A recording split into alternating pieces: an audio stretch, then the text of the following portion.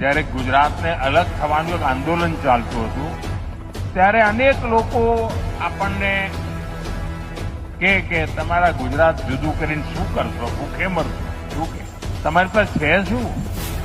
ન કોઈ ખનીજ છે, ન 12 માસી બહુ નદીઓ છે, 10 વર્ષમાં 7 વર્ષ દુકાળ પડે છે, ન ખાણ ખનીજ હોય, ન કોઈ એવા ઉદ્યોગ ધંધા હોય, ખેતી ના હોય, અને ઓછામાં પૂરું અહીંયા રણ હોય અને પેલી બાજુ પાકિસ્તાન હોય.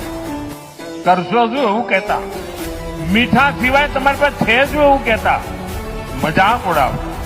પરંતુ ગુજરાતને માથે જયારે જવાબદારી આવી કે હવે આપણે આપણા પગ ઉપર ઉભા રહેવાનું, ગુજરાતના લોકોએ પાછી પાની કરી નહીં.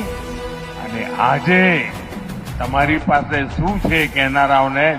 અમારી પાસે ડાયમંડ નથી ભાઈ, એકે ડાયમંડની ખાણ નથી, પણ દુનિયામાં 10માંથી 9 ડાયમંડ મારી ગુજરાતની ધરતી પરથી આગળ વધતા હોય.